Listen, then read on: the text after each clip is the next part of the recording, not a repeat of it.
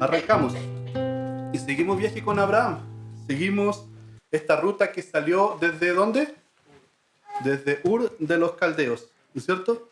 Inmersos en el libro de Génesis. Estamos estudiando el libro de Génesis, revisando el libro de Génesis, recordando el libro de Génesis, en el cual se nos relatan una serie de eventos, una serie de sucesos, una serie de situaciones y también una serie de personajes.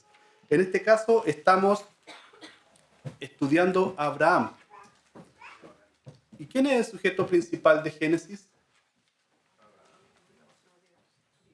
Siempre es Dios. Ahora estamos en el libro de los descendientes de Taré, pero siempre es Dios el sujeto principal desde Génesis hasta Apocalipsis. Estamos en el universo de Dios y lo repetimos constantemente. Nosotros somos sus súbditos del Rey del universo. Entonces, estamos ahora estudiando a Abraham, siguiendo sus pasos en este camino, un camino que también está marcado por diferentes situaciones, que podríamos decir nosotros son domésticas, son cotidianas, pero en cada una de esas situaciones podemos ver también principios que Dios le va enseñando a Abraham. Y también, por supuesto, que nosotros podemos aprender de él. Vamos a ver dos capítulos, Génesis 20 y Génesis 21. Y los nombré de esta manera. A su vez, el capítulo 20 contiene esta división interna y el capítulo 21 también tiene su propia división interna de acuerdo a lo que podemos ver ahí. Así que ahora nos vamos derecho al capítulo 20. Y empezamos con el viajero de Medio Oriente. Yo me imagino de verdad cuando leo la Biblia, trato de situarme en cómo tenía que pasar obstáculos, atravesar ríos y todo eso en una sociedad que es muy diferente a la que nosotros vivimos. ¿Cómo aprendemos nosotros a sortear las dificultades en el día de hoy leyendo Génesis? Es muy llamativo cómo cosas tan sencillas como cruzar un río se puede hacer una analogía para que nosotros podamos poner en práctica el día de hoy esas cosas que son tan simples, pero que a la vez tienen su complejidad espiritual y su enseñanza también. El viajero de entonces de Medio Oriente, el sueño del rey, Abraham y Abimelech, y el profeta Abraham. Llamativo todos los títulos. A mí me gusta ponerle título a las cosas, me gusta ponerle nombre a las cosas. Así que seguimos. El contexto entonces, como decía también y bien anticipaba Jaime, anterior es la tragedia de Lot. Y una historia trágica, una historia que es muy, muy triste. Partiendo desde que Lot no escogió bien las tierras y se fue por la carne, entendemos bien eso, y llegamos entonces al capítulo 20. Y aquí nos situamos en el contexto del escritor. El escritor entonces es Moisés, el escritor de Génesis, de Éxodo, de Levítico, de Números y de Deuteronomio. El Pentateuco, como lo conocen los judíos, la Torá, la ley. Normalmente cuando los escritores del Nuevo Testamento hablan de la ley, se refiere a todo este compilado, podríamos decir, de los 5 libros que escribió Moisés. Gracias. Entonces, nos situamos en el contexto de Moisés. Moisés está escribiendo en el desierto. Moisés está viviendo su propio éxodo, su propio viaje.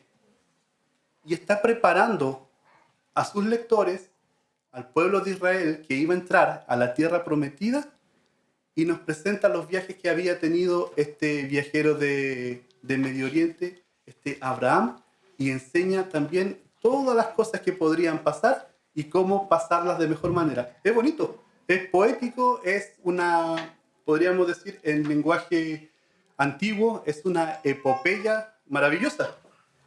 El libro de Génesis no es un relato suelto, no es una historia que está perdida en el tiempo, sino que obedece también a un contexto propio. Y el contexto propio es el pueblo de Israel, el pueblo escogido por Dios. Y vamos a seguir analizando, revisando, viendo y recordando cada uno de esos detalles en los que el escritor, en este caso Moisés, puso énfasis y dejó para que el pueblo de Israel, en primer lugar, y también nosotros, podamos poner ojo y estar atentos a las enseñanzas que Dios tiene para cada uno de nosotros, como así también para aquellas personas que lo leyeron en primer lugar. Seguimos entonces. Viajemos con Abraham. Me gustaría verme así, pero no hay caso. Así como los viajes, desde el llamamiento... El de los dos. El de camisa, por supuesto. Y el otro me voy a ver así unos añitos más. Así como los viajes desde su llamamiento en Ur de los Caldeos sirve de ejemplo de la elección soberana de Dios, también los detalles en los que incurre Abraham prueban también la libertad humana, soberanía divina y la libertad humana. Porque el principio que nosotros podemos ver desde el llamamiento de Abraham hasta su cumplimiento, que vamos a ver más adelante, es que Abraham obedece. Y su fe se prueba en obediencia. Y siempre es así. Primero tenemos fe y después obramos. Ayer veíamos esto también con los jóvenes en la reunión de jóvenes. Y es muy llamativo porque todo va tejido, todo va conectado. Y me encanta también que pongamos estos énfasis en las cosas que estamos revisando en los diferentes grupos pequeños, porque así vamos enriqueciendo también nuestra vivencia, pero nuestra experiencia con Dios, así como también se está estudiando en el refugio. Y así, cada una de las instancias en las que podemos abrir la Biblia, siempre vamos a salir muy bendecidos. La Biblia es una fuente infinita de sabiduría y de información, pero también de práctica y de consuelo y de alegría y de todo lo que nosotros podamos imaginar en buenos términos. Aún estamos en el libro de las generaciones de Taré. Noten aquí que el libro de las generaciones es de Taré y no de Abraham. Y después pasa a las generaciones de Isaac. El sujeto, por supuesto, que estamos viendo desde el capítulo 12 hasta el capítulo 26 o 27, va a ser Abraham. Pero el libro de Génesis, y a través de todas las divisiones de los que Mark nos enseñaba, por ejemplo, acerca de los Toledot, que estas son las generaciones de... Nosotros nos encontramos en la generación de Taré, padre de Abraham y también de Sara, por lo que nos enteramos el día de hoy en la lectura. Llamativo, pero no es tan llamativo para esos tiempos. De hecho, el hermano de Abraham también tomó para sí una de sus primas, así que no era poco común en ese tiempo. Normalmente, a día de hoy, un lector inexperto, podríamos decir, trae su propia cosmovisión, su propia forma de ver el mundo a la Biblia, y eso es un error, porque los tiempos son distintos. Por supuesto, Dios no cambia, Dios es el eterno, y después íbamos a finalizar con eso, pero Dios no cambia, pero su trato con las personas y a través de la historia también va cambiando, y el devenir del tiempo va cambiando. La palabra de Dios es una sola, pero el ser humano se comporta de manera diferente. Y Dios siempre tiene misericordia. Sigamos entonces en viaje. El capítulo 1, el versículo 1 sirve de introducción y trae atención nuevamente hacia Abraham. Jaime hizo un trabajo espectacular de introducción también. Gracias, Jaime, porque también nos trajo desde Lot, ¿se acuerdan? Directo hacia Abraham. Abraham es el viajero del Medio Oriente. Y dice, de allí partió Abraham a la tierra del Negev y acampó entre Cades y Shur y habitó como forastero en Gerar. es llamativo también ese nombre, Shur. Shur era un camino muy transitado porque era un camino que se usaba para, obviamente, caminar, pero usaban los mercaderes. Los que traían era un camino de comercio, era una ruta de comercio, gracias. No estaba pauteado. Entonces seguimos adelante. Y dijo Abraham de Sara, su mujer, es mi hermana.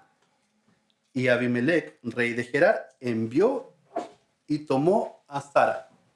Probablemente la tomó para su harén. Y aquí hay una explicación que es bastante sencilla y que es usual para ese tiempo, que normalmente se hacían tratos, se hacían pactos, donde se entregaba un hermano, un familiar, una hija, para fortalecer las relaciones entre distintas ciudades, distintas tribus, distintas sociedades, podríamos decir. Pero Abraham repite la misma historia. Abraham fue el mismo comportamiento que tuvo en Egipto, esta vez lo repitió. Podríamos decir que tuvo una recaída, ¿cierto? Y repite también la misma verdad, la misma media verdad de su esposa, que finalmente era una mentira. La media verdad siempre es mentira. Cuando uno omite también está mintiendo. Y considerando la belleza, más bien de Sara, Abimelech la mandó a llamar para ser parte de sus esposas. Se nos dice más adelante que Abimelech tendría varias esposas. El texto que leímos queda bastante claro. El sueño del rey. Vamos muy rápido, no tenemos toda la tarde. Dios interviene entonces para proteger a Sara, algo que su marido no hizo. Y aquí hay una antítesis, o sí podríamos decir, un antitipo de lo que hace Jesús con nosotros. Jesús estuvo dispuesto, como también cantábamos en la tercera canción, que se entregó a sí mismo por su esposa, por su iglesia. Abraham acá tiene una actitud egoísta y él prácticamente quiere salvar su propio pellejo y entregó a su esposa, invalidando en cierta medida o desconociendo el trato que tenía con Dios. Porque es llamativo que él escuchó la promesa del Señor, es un hombre de fe, se reconoce como un hombre de fe, lo recordamos de esa manera, pero en 2 ocasiones fue capaz de entregar a la mujer con la cual también estaba la promesa. Recordemos que la promesa no está con Agar ni con otra mujer, está con Abraham y con Sara.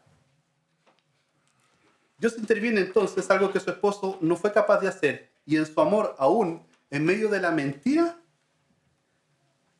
de Abraham y la complicidad de Sara, porque Sara también es cómplice, permanece fiel a su palabra, la de bendecir la simiente de Abraham con Sara. Por ejemplo, en el versículo 19, Génesis 17, 19 dice: ciertamente Sara tu mujer te dará a luz un hijo y llamará su nombre Isaac, y confirmaré mi pacto con él como pacto perpetuo para sus descendientes después de él. Aquí también podemos ver la eternidad de Dios, que el pacto de Dios con Isaac iba a ser perpetuo, o sea, iba a ser eterno.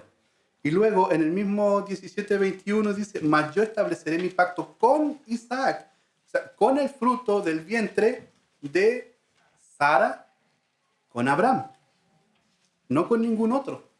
Él era el elegido, Isaac era el elegido para ser depositario de la bendición de Dios y también para engendrar una nación numerosa para el Señor. Nosotros vemos también el tipo de Cristo en Isaac.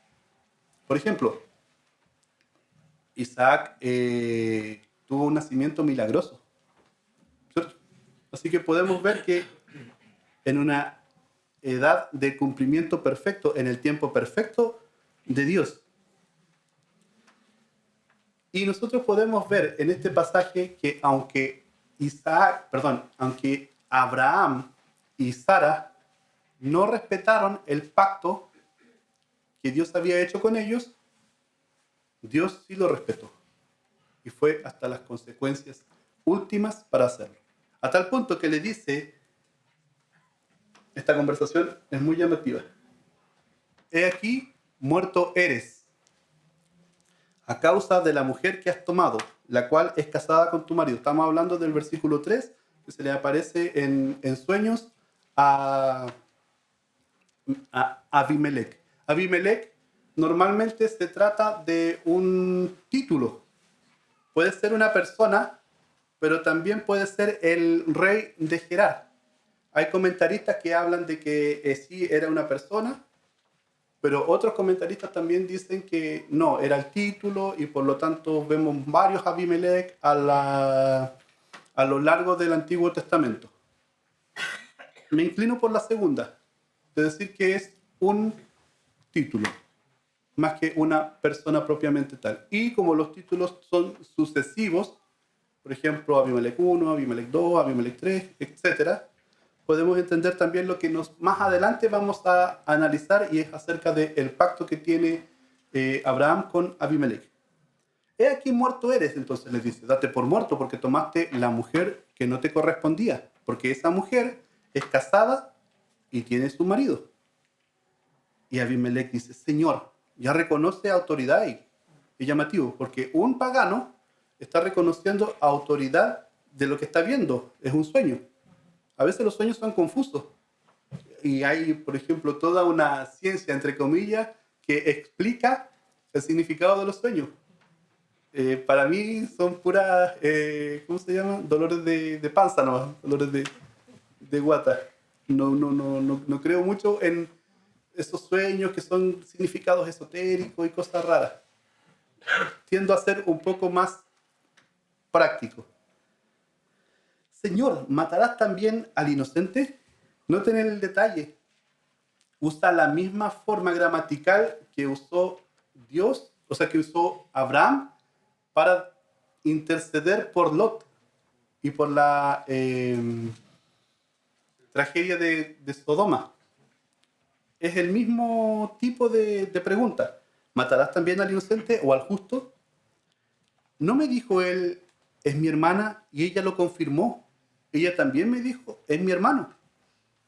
Entonces dice Abimelech, yo he actuado con manos limpias, como dicen los políticos. Con pureza de mi corazón y con limpieza de mis manos he actuado. Y Dios le reconoce, le da el punto a Abimelech. Y le dice, yo también sé que con integridad de tu corazón has hecho esto. Porque era básicamente la costumbre que habíamos revisado anteriormente. Y yo también te detuve para pecar contra mí. ¿Por qué iba a pecar contra Dios Abimelech? Porque todo pecado en sí mismo es contra Dios, en primera instancia. Y en segundo lugar, contra otras personas o contra uno mismo, como el pecado de adulterio y fornicación que lo detalla Pablo posteriormente. Así que no permití que la tocases. Ahora pues, devuelve la mujer a su marido porque es profeta. Un título interesante y es la primera vez que se menciona a Abraham o a cualquier persona como profeta. Y orará por ti y vivirás. Y si no la devolvieres, sabes que de cierto morirás tú y toda tu familia. Wow. Incentivo para hacer lo correcto. Entonces, claro, no tenía mucha elección Abimelech, podríamos decir. Si estaba contra la espada de la pared, tenía un solo camino que tomar. Pero podía haberse negado y arriesgarse a las consecuencias, como lo hacemos a veces nosotros. A veces nosotros pecamos deliberadamente y decimos, ¿qué me va a pasar? Hacemos cosas que no corresponden, pero Dios es un Dios justo. y va a tomar los medios que sean necesarios para reconvenirnos, para llamarnos al arrepentimiento. Y fue lo que hizo con Abimelech, pero también con Abraham, a tal punto de dejar que un inconverso, podríamos decir, un pagano, le llame la atención a su profeta. ¿Notan la paradoja, lo raro, lo contradictorio que podríamos ver nosotros en el texto? Es, por cierto, llamativo. Entonces Abimelech se levantó de mañana, y este levantar de mañana significa, o normalmente se ejemplifica como una obediencia inmediata. No se trata simplemente de, se levantó en la tarde, se tomó su tiempo, se preparó su café. No. De mañana temprano y juntó a toda su gente y les dijo, estas palabras les tengo que decir. Y, por ejemplo, en el 28 dice, entonces Abimelech se levantó de mañana y llamó a todos sus siervos y dijo todas estas palabras en los oídos de ellos, y temieron los hombres en gran manera. Había temor entonces en ese pueblo. ¿Cuál puede ser el temor? ¿El temor a morir?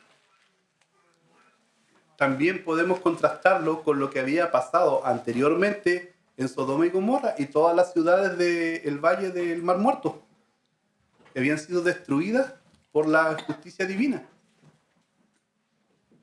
Ciertamente yo creo que esas noticias vuelan, sobre todo en el camino que les mencionaba de Cades y Shur, que es un camino comercial. Los comerciantes siempre son los que están al tanto de todo. ¿Han escuchado eso? Siempre el comerciante sabe todo lo que está pasando. O como los colectiveros o los taxistas que tienen clara la película en cuanto a temas políticos, por ejemplo. Así también, en este caso, probablemente, y siempre es probablemente porque el texto no lo dice, los habitantes de Gerar, que posteriormente iba a ser llamada Filistea, estaban con temor. Es interesante también la contraposición del capítulo 19. Se habla de una justicia divina, de cómo se destruyó todo, y acá Dios tiene misericordia y avisa antes. Por cierto, conversaba la mañana con la Yeca y me llamaba la atención que, por ejemplo, cuando Dios iba a destruir Sodoma y Gomorra, había escuchado el clamor, dice que el clamor llegó hasta su presencia acerca de este pueblo porque era malo. No se nos dice de quién era el clamor. Solamente se nos dice que iba a ser destruida por esta situación. Llamativo. Probablemente Abraham, a medida que iba pasando de ciudad en ciudad, de pueblo en pueblo o de tribu en tribu, también iba compartiendo sus experiencias acerca de este Dios altísimo, y las personas también iban recibiendo esta información. El rey de Gerar entonces llamó a Abraham y tuvieron una extensa conversación. Ya lo vimos. Y le dijo, ¿qué nos has hecho? Lo responsabiliza inmediatamente. Tú eres responsable de lo que está pasando acá. Porque yo no sabía básicamente lo que le está diciendo. Pero tú sí sabías. ¿En qué pequé yo contra ti que has traído sobre mí y sobre mi reino tan grande pecado? Lo que no debiste hacer, has hecho conmigo. Y ahora les pregunto, ¿cuántos de nosotros hemos hecho lo que no hemos debido hacer con nuestros hermanos o con otras personas? También es un llamado de atención para cada uno de nosotros. A ser honestos, a ser limpios de manos y puros de corazón. El ejemplo de Abimelech es contrastante con lo que está haciendo Abraham. Y a veces nosotros somos enseñados por los impíos. Es contradictorio, y vuelvo a repetir, es muy contradictorio lo que está pasando acá, pero a través de este ejemplo, Dios nos llama también a nosotros mantenernos en el camino correcto. Que incluso nos puede amonestar un impío. Y qué desagradable debe haber sido para Abraham. Incómoda la situación. De verdad, no me imagino a Abraham. Es que no quiero estar acá, pero me mandó a llamar el líder supremo y tengo que estar porque si no también. Pero sabemos que Abraham estaba bendecido y Dios estaba con Abraham. Ante las preguntas, Abraham tiene una serie de argumentos. Por ejemplo, dice, ciertamente en este pueblo no hay temor de Dios y me van a matar por causa de mi mujer. También hay una idea dando vueltas en Abraham que viene desde la salida de Ur de los Caldeos. Y lo vamos a ver en el texto también, que es una costumbre que usaban que querían tomar la mujer de cualquier persona, mataban al marido y se podía tomar a la viuda. Entonces Abraham tenía más la confianza en su capacidad de negociar que la promesa que Dios le había dado. Y a veces nosotros también tenemos eso, nosotros confiamos más en nuestras capacidades. Nosotros decimos, ¿sabes qué? No necesito estudiar para la prueba porque puse atención. Y yo me saqué un montón de patitos porque ponía atención. Y sí, ponía atención, pero los profesores que teníamos sabían dar vuelta a las palabras, sabían dar vuelta, pillar la trampa, así como Mark nos pone trampas en la predicación, así eran nuestros profesores también. Y nosotros estamos ahí listos para opinar, para comentar. Entonces, una de las cosas que dijo fue que él consideraba que en el lugar donde estaba, en Gerar, no tenían temor de Dios. Entonces él podía hacer lo que considerara apropiado. Su propia ley. Es interesante. Si nosotros empezamos a leer entre líneas, por ejemplo, es interesante el razonamiento de Abraham. Como acá no tienen temor de Dios, yo puedo hacer, no lo que quiera, por supuesto, pero sí poder tomarme estas licencias. A veces nosotros estamos en contextos, en diferentes contextos. Y la integridad es hacer lo que es correcto aún cuando estemos en el lugar incorrecto. Por ejemplo, Jesús, que es el gran ejemplo de esto, él se juntaba con prostitutas, él se juntaba con borrachos, él se juntaba con la gente, compartía con ellos, pero no vemos a Jesús cayendo en las mismas malas costumbres que tenían las personas. Todo lo contrario, su ánimo, su forma de enseñar, su forma de plantearle al mundo de ese tiempo la verdad de Dios y lo que él venía a transmitir, era muy amistosa, era muy cercano a Jesús. Me hubiese gustado estar en esos tiempos, haber compartido con él, haber visto lo que por ejemplo, los 5.000 vieron. Me hubiese gustado estar en ese lugar. Yo creo que todos tenemos en cierta medida un romanticismo de pensar, oye, qué bonito hubiese sido estar en ese tiempo. ¿Hubiésemos creído? ¿O hubiésemos sido como los 5.000 que comieron, que disfrutaron y que se fueron? ¿O que después llegaron pidiendo más pan? ¿Quiénes hubiésemos sido? ¿O hubiésemos sido esos que se quedaron con Jesús? Hay una canción de Marcos Vidal que justamente ahora me estoy acordando que dice, no quiero ser de los 5.000 que disfrutan el milagro, prefiero ser de los 12 que recogen los pedazos de pan y pasar la noche entera con Jesús, compartiendo, viviendo, siendo protegidos también por Jesús, porque recordemos que después de eso vino la tempestad, Jesús los rescató, ¿se acuerdan? Bueno, hicimos un salto en el tiempo muy grande, pero tenemos que volver a Génesis. También le respondió Abraham, es mi hermana, de verdad, es mi hermana. Y eso sale en el versículo 12. Básicamente, Abraham le presentó excusas. Abraham no pide perdón.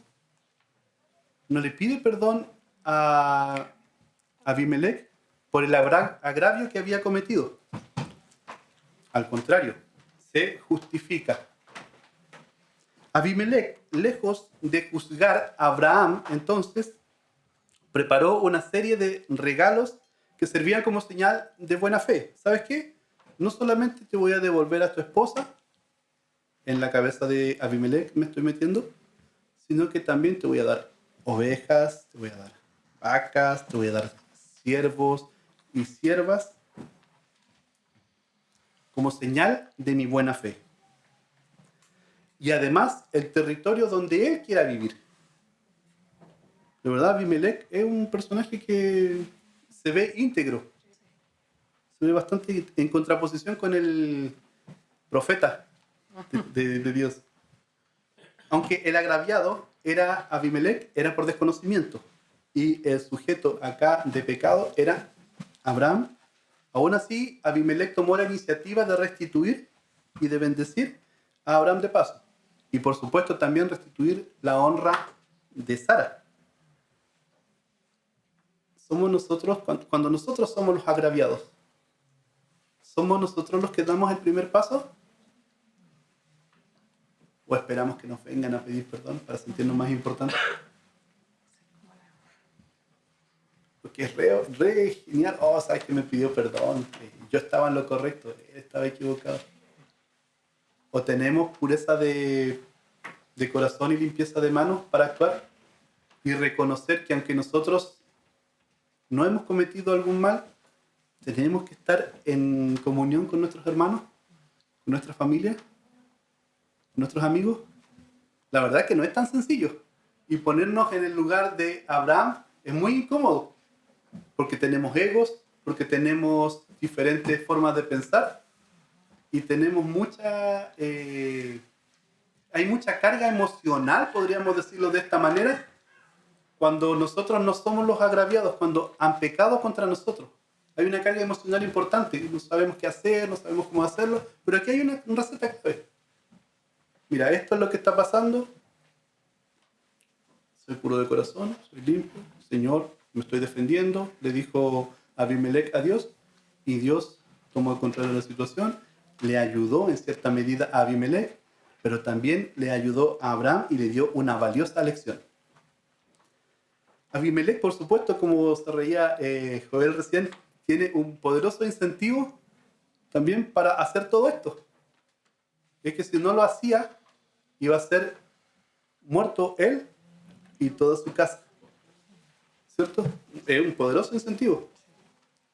Pero él podría haber entregado solamente a su esposa, que es lo que le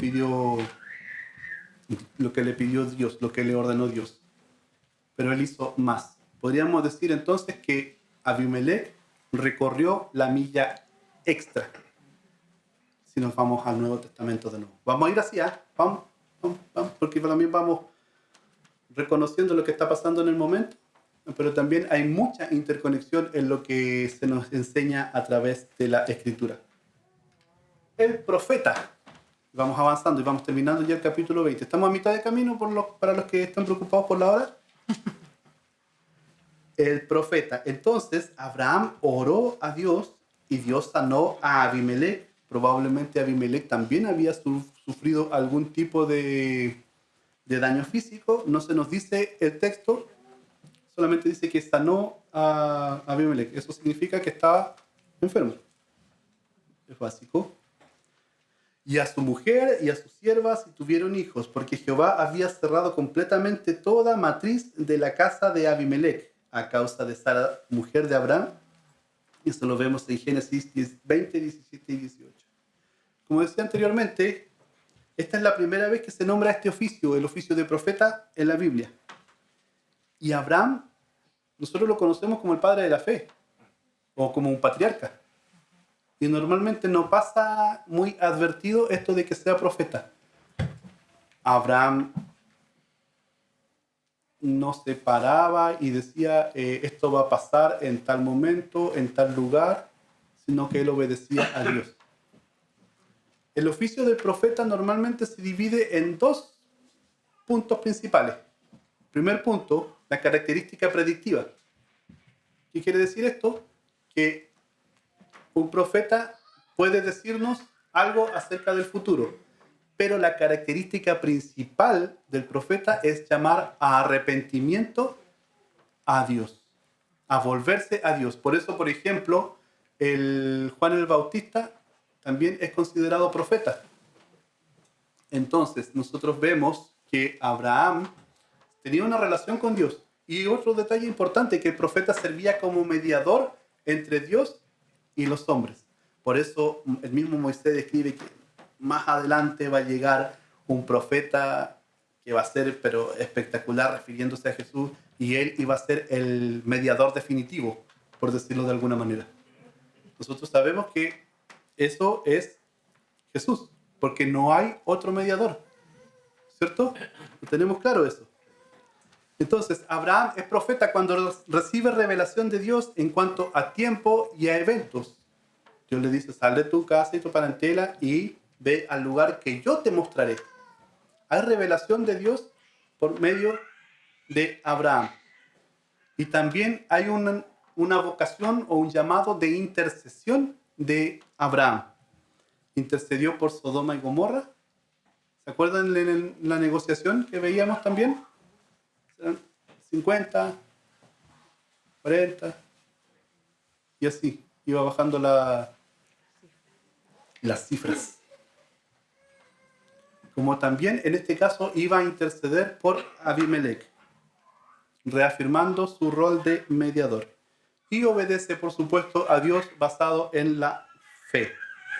Todo este capítulo, el capítulo 20, gira en torno a la recaída de Abraham y cómo Dios permitió que un rey que era pagano, un rey al cual él no se le había revelado, o por lo menos no se nos muestra a través de los escritos de Génesis, que Dios se le haya revelado a él de forma personal, salvo a través del sueño, que era un sueño de juicio. Esto sirvió para que Abraham por fin cerrara el ciclo de la mentira de la media hermana. Esa media verdad de la media hermana, que por fin lo cerrara. ¿Por qué? Porque Dios tenía algo preparado para él. ¿Y cuál era eso algo preparado? El cumplimiento de la promesa en Isaac. Dios también le demuestra a Abraham cómo debía ser su actitud hacia su esposa. La actitud de protección, la actitud de defensa hacia su esposa. No poner a su esposa delante para él salvarse pellejo. ¿Me explico? Sino que él tenía que defender a su esposa. Él tenía. Y si lo iban a matar, tenía que confiar en Dios, porque al fin y al cabo Dios le había prometido algo y Dios lo iba a cumplir. Así como lo fue cumpliendo en cada etapa de su vida. Cayó en Egipto, Dios lo bendijo a través del faraón y cae nuevamente ahora en la, ¿cómo se llama? En Gerar, con Abimelech. ¿Cómo defendemos nosotros a nuestras esposas? O hacemos vista gorda cuando hay diferentes situaciones, que pueden haber situaciones, siempre pueden haber situaciones. O nos salvamos a nosotros nomás. Es un llamado de verdad interesante de atención, y también hay una enseñanza más profunda aún, porque hay una paradoja llamativa. Dios cerró los vientres de las mujeres que estaban en Gerar, de toda la casa de Abimelech. Y Dios le pidió a Abraham que orara para que esos vientres fueran sanados, para que ellas pudieran dar a luz. Y lo paradójico de esto es que en casa de herrero, cuchillo de palo. Porque Sara estaba bajo esa misma situación. Sin embargo, Dios no le ordenó a Abraham orar por Sara. ¿Me explico? Hay una paradoja interesante. El mediador es mediador en tanto está en la voluntad de Dios. Nosotros podemos ser mediadores de cosas pequeñas, pero siempre en la voluntad de Dios. Y el gran mediador, como decíamos, es Cristo. Orar por la esposa estéril. Nunca se le habría ocurrido seguramente a Abraham, o quizás sí, no lo sabemos. Pero todo iba a cambiar muy pronto. Muy pronto. ¿Por qué? Porque iba a llegar al cumplimiento en el capítulo 21, pero eso también iba a traer conflictos y una serie de sucesos que también son llamativos. Estamos ahora sí que a mitad de camino y creo que me estoy demorando mucho, así que lo vamos a hacer un poco más corto. El cumplimiento. Visitó Jehová a Sara como había dicho e hizo Jehová a Sara como había hablado. O sea, Dios es fiel a su palabra. Y Sara concibió y dio a Abraham un hijo en su vejez, en el tiempo que Dios le había dicho. No solamente la promesa está cumplida, sino en la promesa, en el tiempo que Dios había determinado. ¿Se acuerdan que en el pasaje anterior o pasajes anteriores se había dicho que por este año, o sea, por esta misma fecha, pero el otro año Dios te va a dar un hijo y le va a poner su nombre Isaac? ¿Qué significa esto? Ellos se rieron en cierta medida porque lo encontraban insólito, que en esa fecha iban a tener hijos, siendo ya viejos. Su nombramiento alude a la risa, entonces, con la que reaccionaron los ancianos al escuchar la promesa de parte de Dios. Pero ahora cobra un nuevo significado, el de alegría del estéril. Y también de Abraham al tener un hijo en su vejez, 100 años. No me imagino. Yo ahora, por ejemplo, veo a los bebés pequeñitos y digo, ay, qué lindo, porque mis hijos son grandes. Y digo, ay, qué lindo tener un bebé ahora. Mira a mi esposa y me dice, no. Aunque me vea como casi como Abraham, no. El cumplimiento entonces. Abraham, fiel al pacto, circuncidó a su hijo a los 8 días. Eso lo podemos ver a lo largo del capítulo 21. Llegó Isaac y trajo alegría a toda una casa, a una pareja de ancianos. La alegría propia también de haber alcanzado aquello que solo se podía contemplar de lejos. Una esperanza futura, eventual. Pero acá Dios trae el cumplimiento. ¿Cuántos de nosotros tenemos esperanza futura de alguna cosa que nosotros queremos? O que hemos recibido, no sé, decir, ¿sabes qué? Nosotros tenemos la intuición, por decirlo de alguna manera, de que podría pasar algo así. Y tenemos esa esperanza y cuando vemos el cumplimiento de esto, ¿cuántos de nosotros proyectamos más bien?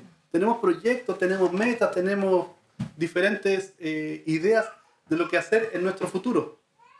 Y cuando las cosas llegan es rico, es llamativo, es agradable poder disfrutar de las cosas que Dios nos da en el tiempo esperado. Cuando celebramos cumpleaños en mi casa, por ejemplo, no solamente celebramos al hijo que está de cumpleaños, celebramos nosotros como esposos porque fuimos padres. Normalmente siempre se ve una parte, pero nosotros la alegría que nos trajo ser padres es una alegría que no se puede comparar. Ahora tengo hijos más grandes, ese cabezón, por ejemplo. Son otras alegrías. Pero también hay conflictos. Y el conflicto que era esperable desde el capítulo 16 ahora se reafirma. Y también Dios permite que pasen estas cosas para que vaya cerrando etapas Abraham, para que vaya quemando lo que no estaba bien, para que vaya deshaciéndose de aquellas cosas que le podrían traer inquietud, que le podrían traer dolor y pesar. Por tanto, dijo a Abraham, aquí está hablando Sara, echa a esta sierva y a su hijo, porque el hijo de esta sierva no ha de heredar con mi hijo, con Isaac. Pero este dicho le pareció grave en gran manera a Abraham a causa de su hijo. Imagínense. Ismael igual era hijo de Abraham. Deshazte de tu primogénito porque no va a morar con mi hijo. No va a heredar lo que mi hijo tiene. Es fuerte, ¿cierto? Pero Isaac creció y fue destetado, Ismael se burlaba de él, trajo un conflicto que estamos viendo, que se podía anticipar, y si miramos con atención, entenderemos inmediatamente lo que está sucediendo. Es drástica la petición que le está haciendo Sara a Abraham. Y eso produjo en Abraham, por supuesto, pena, incertidumbre, indecisión. ¿Qué hago? ¿A quién le hago caso? ¿Dejo a mi hijo? ¿Dejo a mi sierva? ¿O le hago caso a mi mujer? ¿Qué le dijo Dios? Hazle caso a tu mujer. Y se ríen las mujeres nomás. Igual te río. El pato también se rió. Bien. No te parezca grave a causa del muchacho y de tu sierva. En todo lo que dijere Sara, oye su voz. Hazle caso a tu esposa. Porque en Isaac te será llamada descendencia. Y también del hijo de la sierva haré una nación, porque es tu descendencia. Aún así, en medio de este pecado, en medio de esta confrontación, Dios sigue entregándole a Abraham garantías de que él es fiel a su promesa. De tal manera, entonces, que con Isaac iba a tener un trato, pero también iba a tener otro trato con Ismael. Tan complicada era la situación entonces que el mismo Dios tuvo que intervenir para dejarle las cosas claras a Abraham. Esta vez, hazle caso a tu mujer, y lo repito, hazle caso a tu mujer, así como la vez anterior cuando le aconsejó obtener descendencia de Agar. ¿Se dan cuenta que había que cerrar ese ciclo también?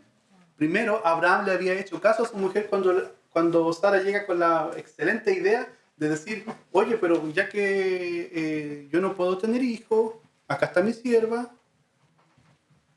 puedes tener un hijo con ella. Y Abraham le dijo, me parece. Me sacrifico. Y lo hizo. Pero eso le trajo consecuencias, eso le trajo problemas. Le trajo problemas primero a la autora intelectual, por decirlo, de la situación, como también al propio Abraham. Y por supuesto le trajo conflictos a su casa cuando no era necesario tener este tipo de conflictos. Pero Dios, una vez más, rectifica el pacto que tenía con Abraham y en este caso con Isaac. Seguimos entonces. La pregunta: ¿nosotros somos del linaje de Abraham? Buena pregunta. Porque Pablo toma este pasaje en Gálatas y dice, y si vosotros sois de Cristo, ciertamente el linaje de Abraham sois, y herederos según la promesa. ¿Cierto? La promesa de Abraham, de Dios a Abraham, que iba a ser que en su simiente iban a ser benditas todas las naciones. Y esa promesa finalmente se cumple en Cristo. De manera, hermanos, que no somos hijos de la esclava, sino de la libre, termina rematando en Gálatas 4:31. En la carta a los Gálatas, Pablo desarrolla la idea de vivir por fe en libertad y no ampararse en las obras de la ley para justificarse. Porque las obras de la ley finalmente terminan esclavizando al ser humano. Si nosotros tenemos que hacer algo para ganar nuestra salvación, finalmente terminamos siendo esclavos de nuestros actos. Y Dios no quería eso, quería que nosotros tuviéramos fe, que creyéramos en Él. Por ejemplo, en Gálatas 3:16 dice, ahora bien, a Abraham fueron hechas las promesas y a su simiente. No dice a las simientes, como si hablase de muchos, sino como de uno, y a tu simiente, la cual es Cristo. Y luego en el capítulo 4 realiza una alegoría completa entre los hijos de Agar y los hijos de Sara. Finalmente termina citando lo que acabamos de revisar. ¿Mas qué dice la Escritura? Echa fuera a la esclava y a su hijo, porque no heredará el hijo de la esclava con el hijo de la libre. De manera, hermanos, que no somos hijos de la esclava, sino de la libre. Somos hijos de la libre. Estamos en libertad en Cristo. Cristo nos trae la libertad de no vivir bajo las obras de la ley. ¿Hacemos las obras de la ley? Sí las hacemos, pero no las hacemos para ser salvos, sino porque ya lo somos. Y así como las hermanas están estudiando Santiago, se está viendo que a través de cada episodio la fe también es puesta a prueba. ¿Cómo? Obrando de manera correcta, que es lo que hacía Abraham, obedeciendo. Esa era la forma que tenía Abraham también de probar la ley. Conflicto en casa. Finalmente Abraham, como siempre, muestra su fe a través de la obediencia. Procede a levantarse temprano, a preparar agua, a preparar comida y despacha a su hijo y a la esclava y los expulsa. Entonces Abraham se levantó de mañana, hizo todo esto y podemos ver que aún en medio de las dificultades, Dios fue fiel con Agar e Ismael. Dios ha oído. Ustedes si ven en el capítulo 16, versículo 11 de Abraham, o sea, de Génesis, es que no estoy apurado. Dice, además le dijo el ángel de Jehová, he aquí que has concebido y darás a luz un hijo y llamarás su nombre Ismael, porque Jehová ha oído tu aflicción. Dios ha oído, o Jehová ha oído. Y oyó la voz del muchacho, que el muchacho se estaba muriendo por causa de la sed, estaba en medio del desierto, no tenían agua, se les había acabado. Entonces, se estaban muriendo. Y el muchacho empezó a gemir, empezó a llorar, a sufrir, por supuesto, se estaba agonizando. Y oyó Dios la voz del muchacho. Y el ángel de Dios llamó a Agar desde el cielo y le dijo, ¿qué tienes, Agar? No temas, no temas. Porque Dios ha oído la voz del muchacho en donde está. Noten que siempre cuando se habla de este pasaje, o cuando leemos este pasaje, nunca vemos el nombre del muchacho. Siempre habla de el muchacho, nunca de Ismael. Pero el nombre está intercalado. Porque Dios ha oído significa Ismael. En su Biblia está la notita normalmente y eso es lo que significa. Entonces, Dios ha oído a Ismael. La pregunta que nosotros podemos hacernos ahora, ¿Dios nos ha oído en medio de la aflicción? Es fiel. En medio de las dificultades, en medio del desierto más abrasador, y esto es metafórico por supuesto, o quizás alguien lo ha vivido de esa manera, en medio de las tristezas más grandes, el Señor ha estado con nosotros. El Señor ha estado conmigo. Nosotros el otro día conversábamos con un matrimonio acerca de cómo Dios ha sido tan bueno con nosotros como matrimonio también, que no queda otra, en el buen sentido de la palabra, que ser agradecido. Porque cada cosa que Dios hace por cada uno de nosotros nos lleva a ser agradecidos y a tener una mayor devoción por Él. Como es lógico, Dios proveyó aquello que más necesitaba Agar e Ismael, agua. Y les mostró dónde había agua. Siempre se le revela a Dios a Agar alrededor del agua. Es un detalle interesante. Debe haber alguna razón. Y la razón está en el pozo de Jacob, al cual Jesús visita con la samaritana. Ahí el Señor nos explica que Él es el agua, de la cual nunca nosotros vamos a tener sed. Es bonito. Nosotros decimos siempre, es que tenemos tantas falencias emocionales que necesitamos una muleta psicológica para poder vivir nuestras vidas. Y esa muleta psicológica le decimos evangelio, religión, Dios, Jesús, no sé, ir a la iglesia, cosas así. Nosotros no necesitamos una muleta psicológica para vivir. Nosotros necesitamos ser resucitados completamente. Un muerto no puede usar una muleta.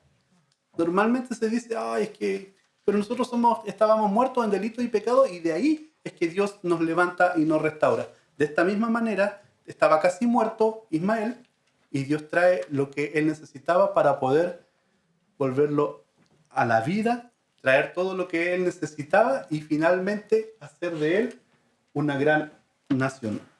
Dios ha oído a cada uno de nosotros y Dios estaba con el muchacho y creció y habitó en el desierto y fue tirador de arco y habitó en el desierto de Parán y su madre le tomó mujer de la tierra de Egipto. Agar era egipcia. Se iba a ir a lo seguro para su hijo. Eso también nos hace pensar a nosotros de cómo vemos las relaciones que tienen nuestros hijos. ¿De la egipcia? ¿O del egipcio? o de la casa de Israel, podríamos decir en tono figurativo. ¿Usted me entiende la idea? Nosotros también debemos estar preocupados de esas áreas en cuanto a el orden de nuestra casa. Dios estaba con el muchacho y fue fiel a la promesa. Y veremos en los capítulos más adelante que Ismael tuvo muchos hijos. Ese spoiler no se los voy a dar, lo van a tener que ver cuando llegue el momento. Y terminando el arco de Ismael y de Agar, nos vamos al final de este episodio, que es cortito, ha sido largo, pero en sí las enseñanzas son cortitas pero profundas. Se nos detalla en el versículo 22 al 34 de Génesis 21 un pacto de Abraham con Abimelech, un pacto de paz, un pacto de no agresión, en el que Abimelech estaba muy interesado, tanto que para su entrevista con Abraham llevó su escolta privada, llevó a Ficol, que era general o príncipe de su ejército.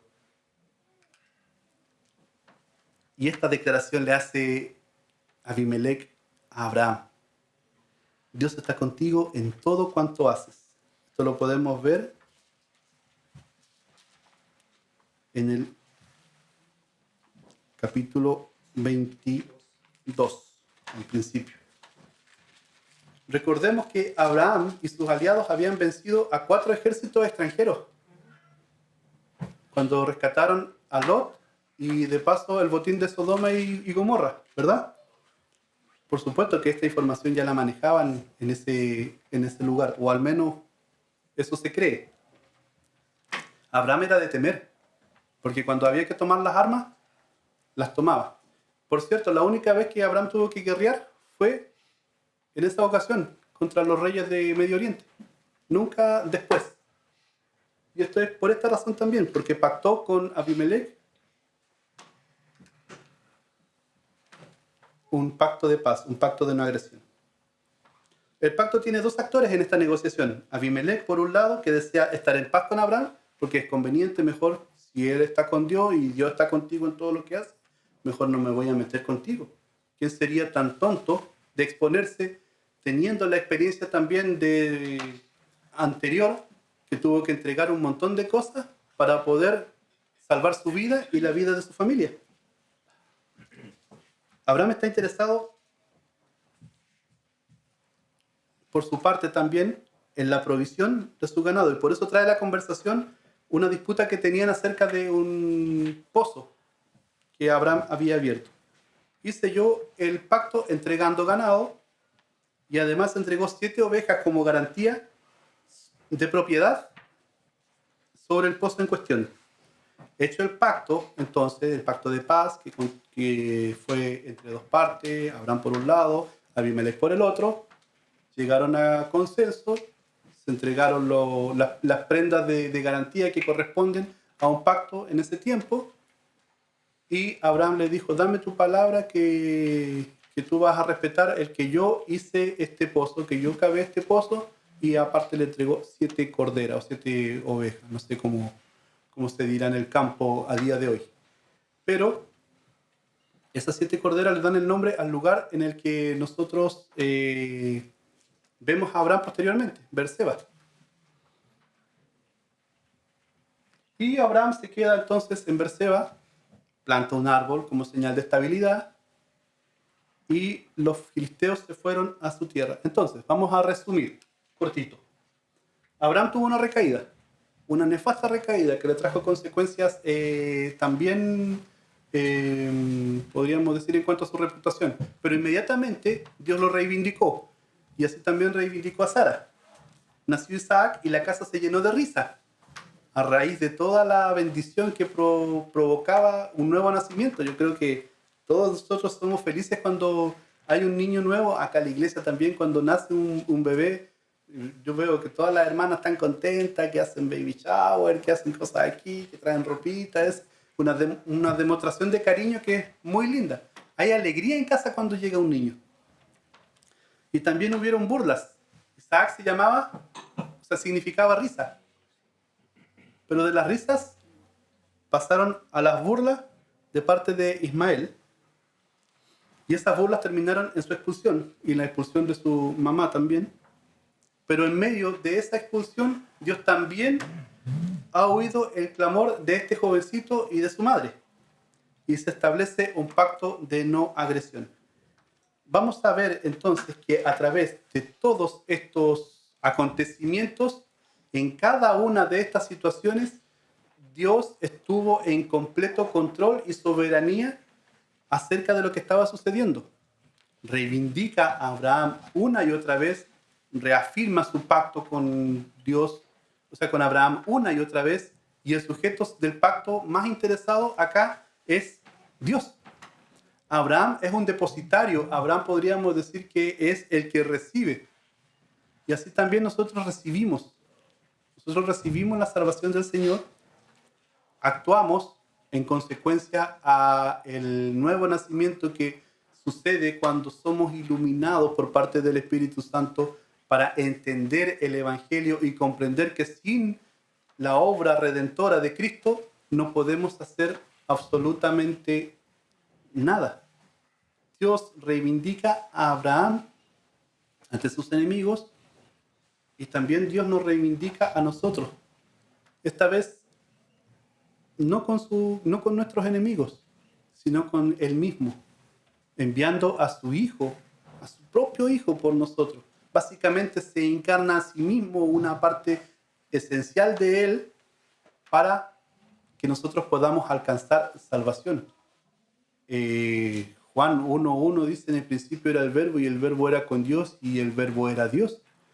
Sin ese verbo, sin esa manifestación, podríamos decir, sin esa encarnación, nosotros no podríamos hacer absolutamente nada. Sin esa revelación, sin esa revelación del Señor, nosotros no podríamos haber sido salvos. Y damos gracias al Señor porque somos salvos y porque a través de Génesis, desde el principio mismo de la historia del cosmos, podríamos decir, Dios preparó todo para que nosotros podamos viajar y caminar con Él. Caminar normalmente y viajar con Dios era la forma en la que ellos se desplazaban y por lo tanto vivir de camino, por eso Jesús dice: yo soy el camino, es algo usual para ellos. Caminemos con Dios, atentos a las diferentes circunstancias que nosotros podamos vivir, atentos a las diferentes situaciones que pudiéramos enfrentar, pero siempre con un corazón puro y con manos limpias.